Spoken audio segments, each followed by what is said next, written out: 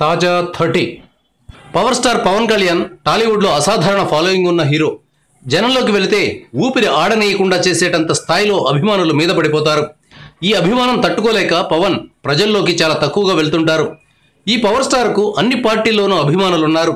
Jagan party వైసీపీకి చెందిన ఒక ఎమ్మెల్యే కూడా పవన్ అంటే పిచ్చ అభిమానం. సినిమా హిట్టా ఫట్టా అనే దానితో సంబంధం లేకుండా పవన్ సినిమాలు చూస్తుంటారు. ఆయన పేరు అనిల్ కుమార్ యాదవ్. నెల్లూరు సిటీ నుంచి ఆంధ్రప్రదేశ్ శాసనసభకు ప్రాతినిధ్యం వహిస్తున్నారు. మెడిసిన్ చదివిన అనిల్ కుమార్ తండ్రి చనిపోయిన తర్వాత పాలిటిక్స్లోకి వచ్చారు.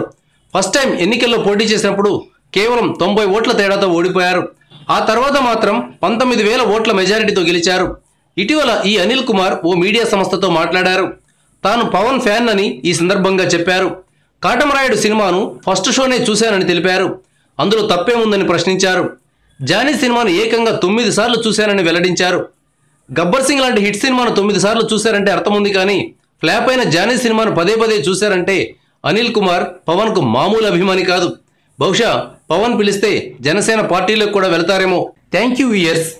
ఈ వీడియో మీకు నచ్చితే లైక్ బటన్ టచ్ చేయండి. తాజా 30 ఛానల్కు సబ్స్క్రైబ్ చేయండి.